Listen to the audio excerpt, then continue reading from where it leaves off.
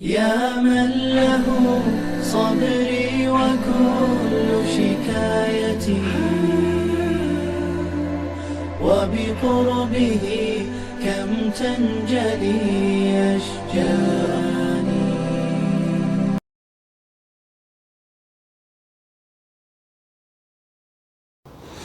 بسم اللہ الرحمن الرحیم وبہ نستعین وصلی اللہ علی حبیبہ سیدنا و مولانا محمد وعلی آلہ وصحبہ اجمعین. معزز ناظرین کرام، پروگرام پیغام ہدایت میں ایک مرتبہ پھر آپ کو خوش آمدید کہتے ہیں.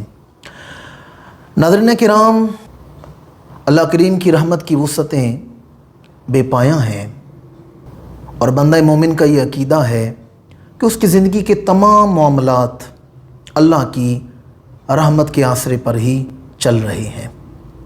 یہی وجہ ہے کہ اللہ تعالیٰ کے جتنے اسماء گرامی ہیں، جتنی صفات ہیں، تو ہر ایک صفت سے متعلق اسماء گرامی ہیں، اسماء الحسنہ ہیں، لیکن واحد رحمت ایسی صفت ہے کہ جس سے متعلق ایک نہیں دو صفاتی نام ہیں، رحمان رحیم. رحمان و رحیم اللہ تعالیٰ کے دو صفاتی نام ہیں. باقی جتنی صفات ہیں ان سے متعلق ایک ایک نام ہے. شکور، قدوس، غفار، ستار، جواد، ایک ایک نام ہے. لیکن رحمت ایسی صفت ہے کہ جس سے متعلق دو نام ہیں. الحمدللہ رب العالمین الرحمن الرحیم. وہ رحمان بھی ہے اور رحیم بھی ہے. وہ بڑا مہربان ہے اور نہایت رحم کرنے والا ہے. قرآن مجید کی ہر صورت کے آغاز میں بسم اللہ الرحمن الرحیم پڑھی جاتی ہے تو اللہ تعالیٰ کی اس صفت کا ذکر کیا جاتا ہے. اس کے علاوہ قرآن مجید میں لفظ رحمان 54 دفعہ آیا ہے اور لفظ رحیم 114 دفعہ آیا ہے. تو اللہ تعالیٰ کی رحمت کی وسعتیں بے پایاں ہیں. آج ہم رحمت الہیہ کے حوالے سے ہی گفتگو سماعت کریں گے کہ اللہ تعالیٰ کی رحمت کی وسعتیں کیا ہیں. سورہ آل عمران کی آیت نمبر 135 میں ارشاد فرمایا والذین اذا فعلوا فاحشۃ او ظلموا انفسهم ذکروا اللہ. فرمایا وہ لوگ جو گناہ کر لیں، کوئی فحش کام کر لیں، اپنی جانوں پر ظلم کر لیں، ذکروا اللہ، اور پھر جب انہیں اللہ یاد آ جائے. گناہ کرنے کے بعد جب انہیں اللہ یاد آ جائے. والذین اذا فعلوا فاحشۃ، کوئی بے حیائی والا کام کرنے کے بعد، کوئی اپنی جان پر ظلم کرنے کے بعد جب انہیں اللہ یاد آ جائے. فاستغفروا لذنوبہم، تو پس چاہیے کہ وہ اللہ سے اپنے گناہوں کی معافی مانگے. وَمَن يَغْفِرُ الذُّنُوبَ إِلَّا اللَّهُ، اور اللہ کے سوا کون ہے جو گناہوں کو معاف فرمائے گا. بندہ مومن جب گناہ کرتا ہے تو دل میں ندامت پیدا ہوتی ہے.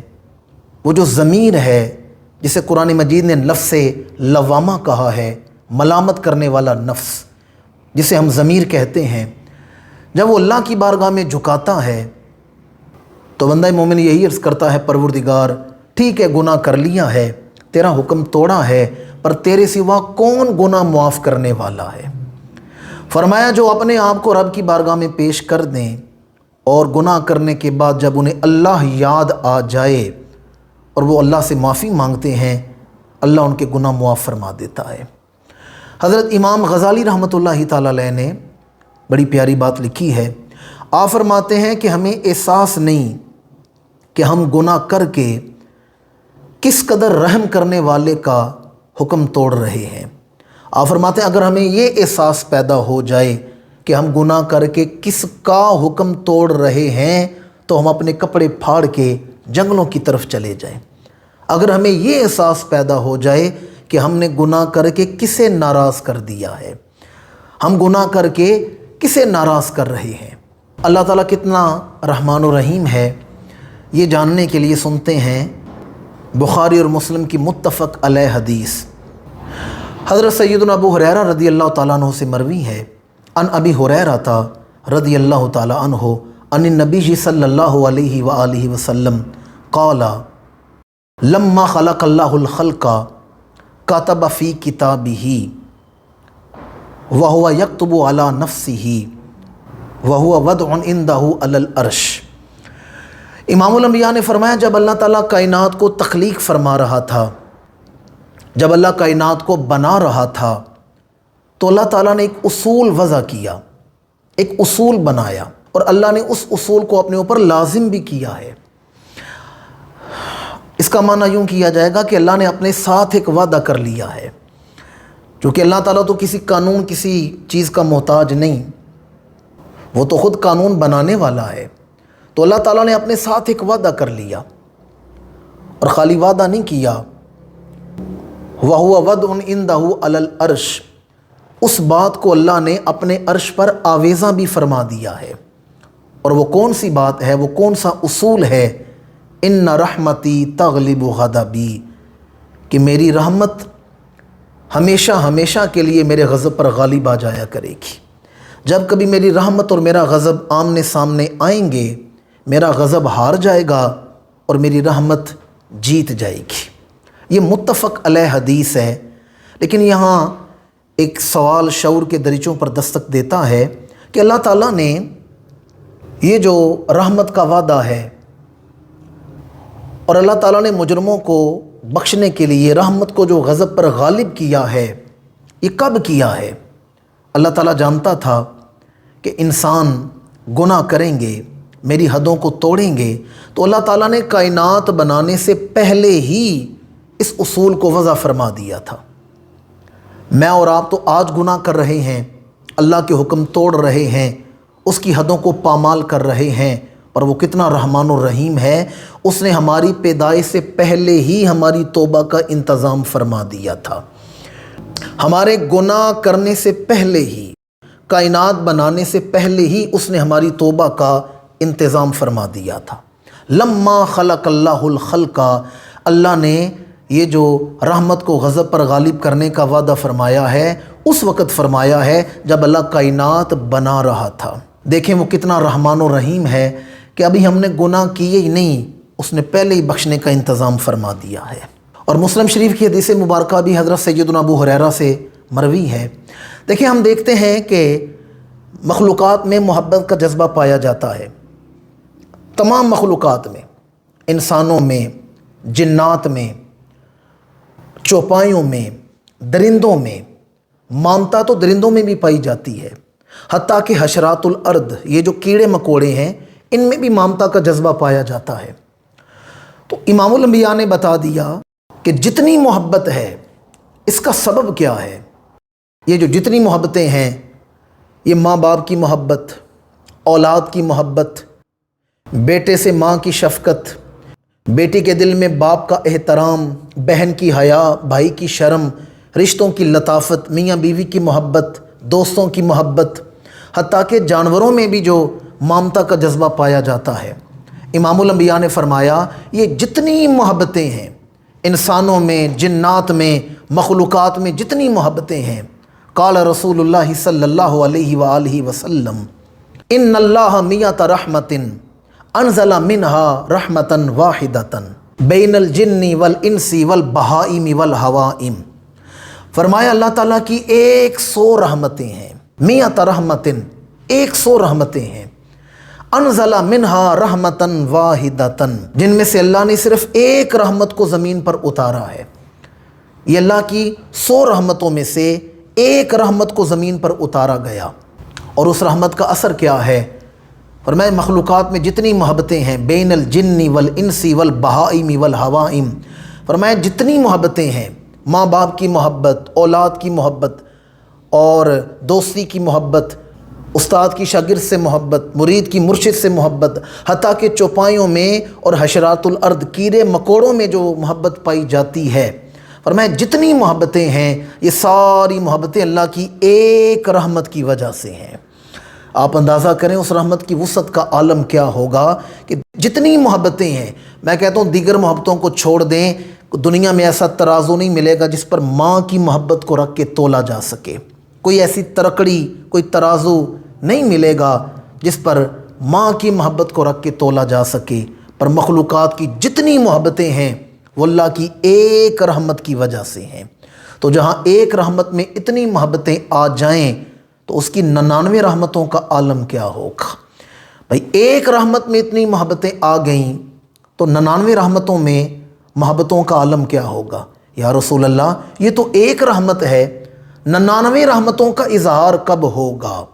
فرمایا کل قیامت کے دن جب ایمان والے اپنے گناہ لے کر ہوں گے مومن لیکن گناہگار ہوں گے، جب وہ اللہ کی بارگاہ میں حاضر ہوں گے، یرحم بہا عبادہ یوم القیامہ، تو اللہ اپنی 99 رحمتوں کے صدقے میدان حشر میں اپنے گناہگاروں کو بخشش کی دولت عطا فرما دے گا۔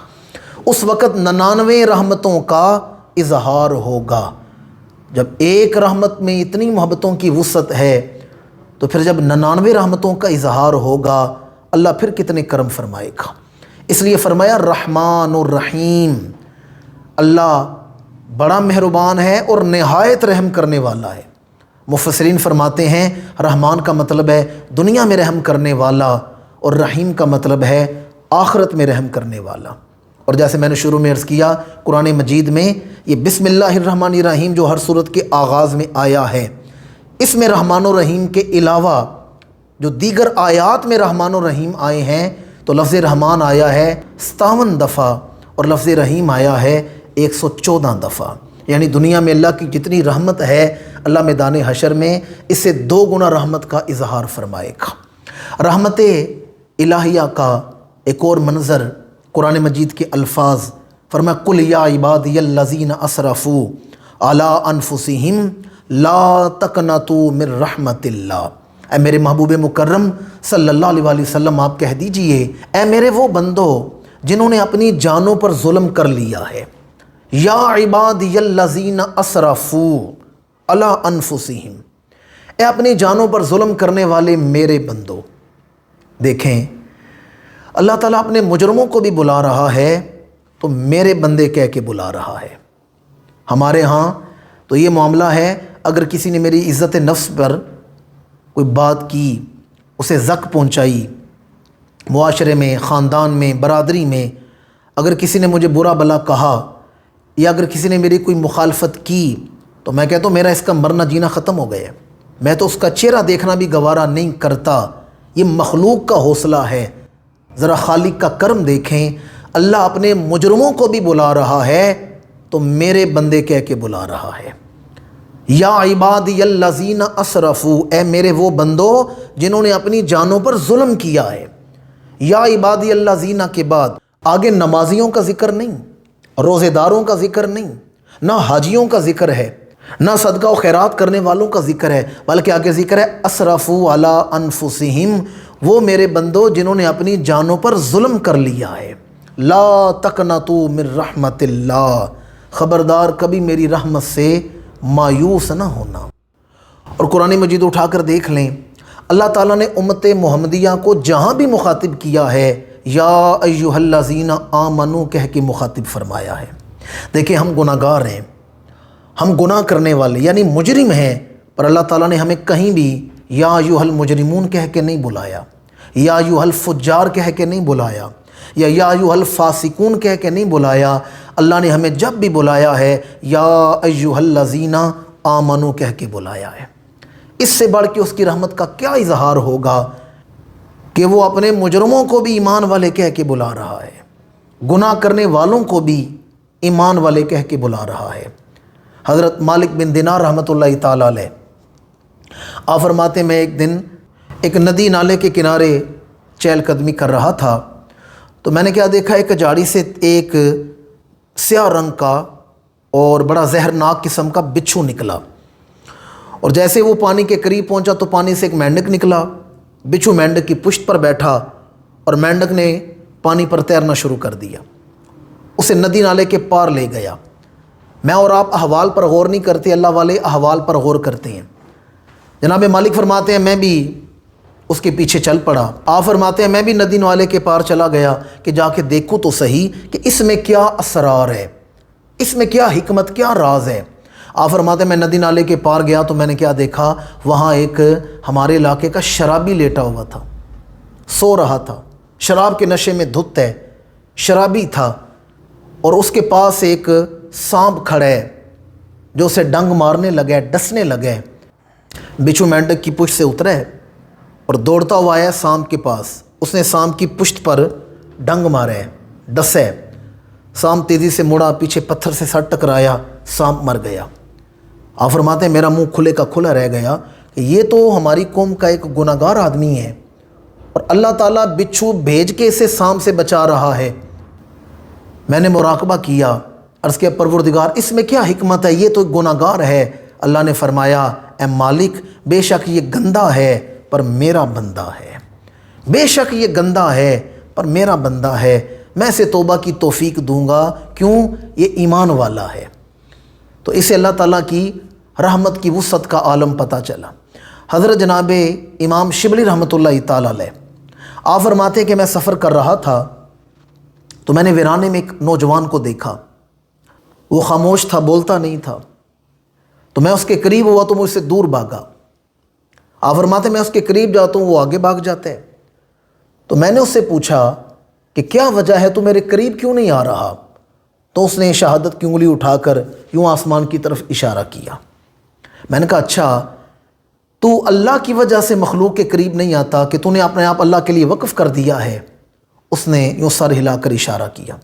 یہ جو انگلی اٹھائی جاتی ہے اس کا یہ مطلب نہیں جو ہم عموماً لیتے ہیں اللہ ہر جگہ موجود ہے، وَهُوَ مَعَكُمْ أَيْنَمَا كُنْتُمْ، لیکن بعض لوگ کہتے ہیں چونکہ عرش تو بلند ہے اور عرش اللہ کی حکومت کا مرکز ہے۔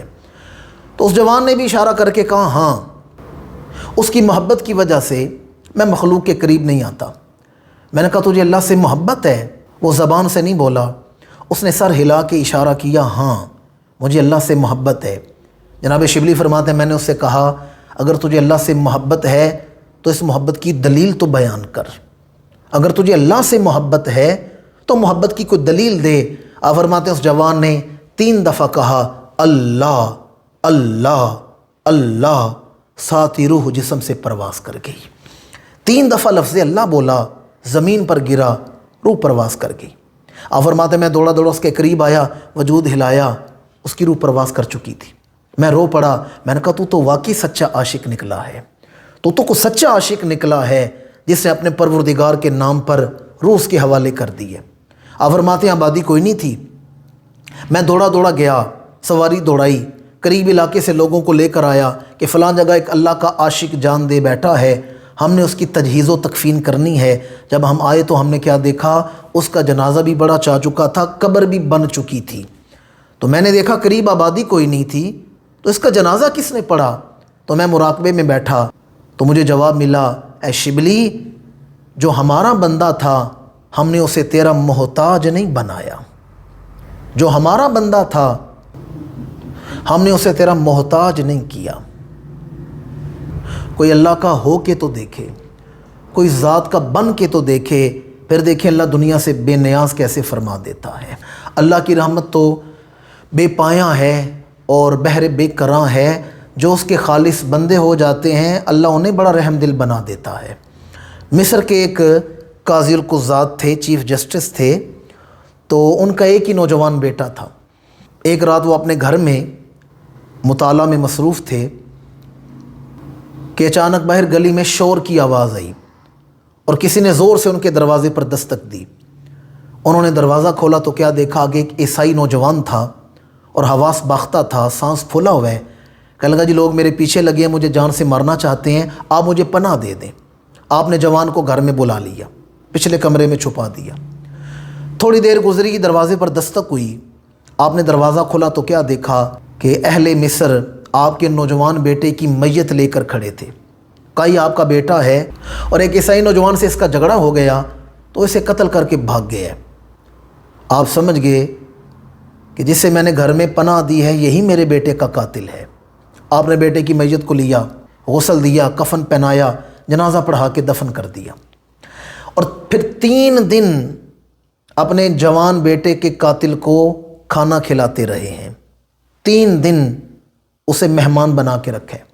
3 دن کے بعد کہا بیٹا تو میرا مہمان تھا، اب 3 دن مکمل ہو چکے ہیں، تو جہاں جانا چاہتا ہے چلا جا، مصر کے حالات نارمل ہو گئے ہیں۔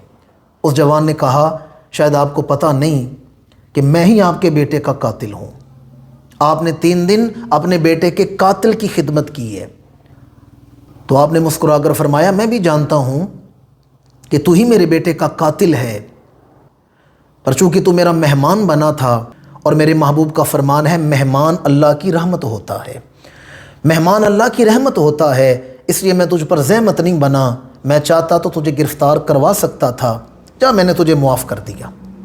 وہ جوان آپ کے قدموں میں گرا اور کہنے لگا باقی باتیں بعد میں ہوں گی، پہلے مجھے بھی اس محبوب کا کلمہ پڑھائیں، مجھے بھی اس محبوب کا کلمہ پڑھائیں۔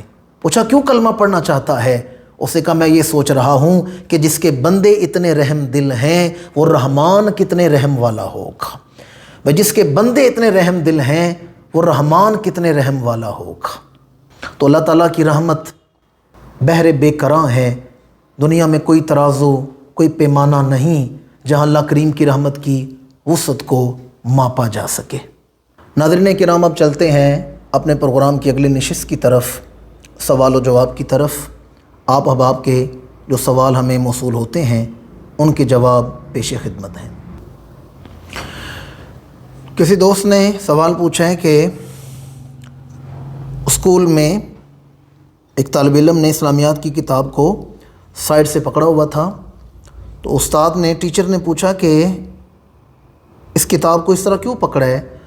تو بچے نے کہا چونکہ یہ اسلامیات کی کتاب ہے تو اس میں آیتیں لکھی ہیں اور انہیں بے وضو ہاتھ نہیں لگانا چاہیے۔ تو ٹیچر نے کہا جی یہ سب کہنے کی باتیں ہیں، ایسا کچھ نہیں، بے وضو بھی ان آیات کو ہاتھ لگایا جا سکتے۔ دیکھیں ہمارا المیہ یہ ہے کہ ہمارے ہاں اسکولوں میں کالجوں میں اسلامیات کی اور قرآن مجید کی تعلیم وہ لوگ دے رہے ہیں جنہیں ان مسائل کا علم ہی نہیں، وہ نابلد ہیں ان مسائل سے، یقین جانیے انہیں ان مسائل کا علم ہی نہیں۔ قرآن مجید میں اللہ تعالیٰ نے حکم فرمایا ہے کہ قرآن مجید کو اس حالت میں نہ چھونا اگر تم لوگ پاک نہیں، اور یہ ایسی آیت ہے کہ جو قرآن مجید کی جلد کے بر لکھی ہوتی ہے۔ قرآن مجید اٹھائیں تو اوپر لکھا ہوا ہے لا یمسہ الا المطہرون، اگر تم لوگ طہارت میں نہیں تو اسے مس نہ کرنا، پکڑنا کھولنا تو بڑے دور کی بات ہے، اسے مس کرنے کا بھی نہیں حکم اگر تم لوگ پاک نہیں۔ تو مسئلہ ذہن نشین رکھیں، اگر بندہ بے وضو ہو یا حالت جنابت میں ہو، حالت حیض میں ہو یا حالت نفاس میں ہو، ان تمام صورتوں میں قرآن مجید کو چھوا نہیں جا سکتا۔ تو بات وہی ہے کہ تعلیم وہ لوگ دیتے ہیں ان چیزوں کی جنہیں ان مسائل کا علم نہیں، اور کچھ لبرل ذہن کے لوگ، اور یقین جانیے کالج یونیورسٹیوں کی حالت دیکھیں تو بے دین ملحد لوگ تعلیم دے رہے ہیں۔ بلکہ میں نے تو یہاں تک سنا ہے بعض ہماری جو اسلامیات کے نصاب کی کتابیں ہیں وہ پڑھانے کے لیے بھی یہ بات چلی تھی کہ غیر مسلم ٹیچر ہوں جنہیں خود اسلام کا نہیں پتہ وہ ہمیں اسلام پڑھائیں گے۔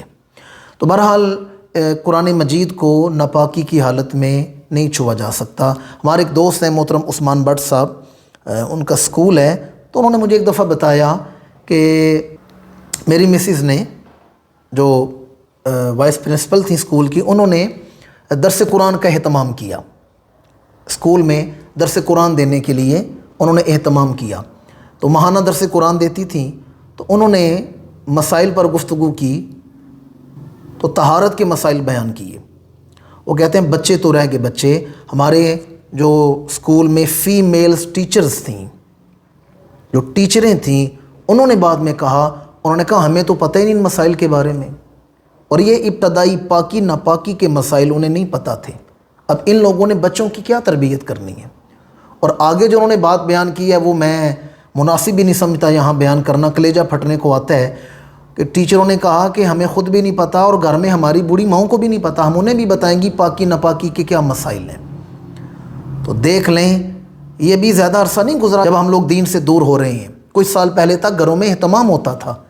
آپ اندازہ کریں آئندہ 30 40 50 سال بعد ہماری کیا صورت ہوگی۔ تو لہٰذا کوشش کریں اپنے بچوں کو ابتدائی جو حلال حرام کے پاکی ناپاکی کے مسائل ہیں جو فرض علوم ہیں وہ خود بھی حاصل کریں اور آنے والی نسلوں کو بھی منتقل کریں۔ ہم نے سب کچھ اسکول پہ چھوڑ دیا ہے، فیس دے دیتے ہیں اور ٹیچروں میں سب کچھ چھوڑ دیتے ہیں، تو پھر ایسے ہی مسئلے پیدا ہوں گے۔ دوسرا کسی دوست نے پوچھا جی کہ بعض اوقات میسیج آتے ہیں اور نیچے لکھا ہوتا ہے کہ اگر آپ کو اللہ اور اس کے رسول سے محبت ہے تو یہ میسیج آگے فارورڈ کر دیں، اور اگر آپ کو معاذ اللہ رسول سے دشمنی ہے تو بے شک فارورڈ نہ کریں۔ یعنی معیار یہ بنا دیا ہے کہ آپ تب ہی ایمان والے ہیں، تبھی آپ کے دل میں اللہ اور اس کے رسول کی محبت ہے جب آپ یہ میسیج آگے کئی لوگوں کو فارورڈ کریں گے۔ نہیں کریں گے تو آپ کے دل میں ان کی محبت نہیں ہے، معاذ اللہ آپ دشمن ہیں اللہ رسول کے۔ یہ انتہائی جہالت کی باتیں ہیں۔ بندہ پوچھے بھئی آپ کو شارع ہیں جنہوں نے اسے معیار بنا دی ہے، شریعت بنانے والے ہیں جنہوں نے معیار بنا دی ہے کہ میسیج فارورڈ کریں تو آپ ایمان والے ہیں، نہیں کریں گے تو معاذ اللہ آپ دشمن ہیں۔ پہلی بات تو یہ میسیج کرنے والا ہی جاہل ہے، اور دوسرا میں تو یہ سمجھتا ہوں یہ میسیج پڑھ کے پریشان ہونے والا بھی ناسمجھ ہے، وہی بہت بڑا ناسمجھ ہے جو ان باتوں پہ اپنے آپ کو ہلکان کر رہے ہیں۔ مجھے بتائیں اس دور میں کہاں موبائل تھے؟ کس حدیث میں آیا ہے کہ پہلے موبائل اٹھاؤ پھر یہ میسیج ٹائپ کرو اور پھر اتنے لوگوں کو آگے فارورڈ کر دو؟ یہ کس حدیث میں آیا تھا کہ موبائل اٹھا کر میسیج ٹائپ کرو، اتنے لوگوں کو شیئر کرو گے تو جنت مل جائے گی، اتنے لوگوں کو فارورڈ کرو گے تو تم اللہ رسول کے محب ہو، اور اگر نہیں کرو گے تو آپ معاذ اللہ رسول کے دشمن ہو؟ یہ انتہائی جہالت کی باتیں ہیں، اس کا اسلام سے کوئی تعلق نہیں۔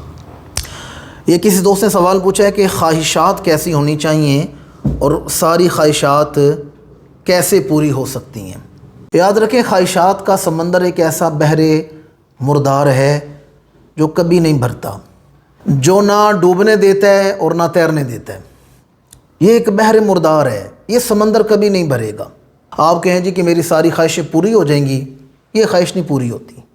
ہزاروں خواہشیں ایسی کہ ہر خواہش پہ دم نکلے، تو یہ خواہشات نہیں پوری ہوتی، آپ جتنی مرضی کر لیں، لہٰذا خواہشات تو نہیں پوری ہوں گی۔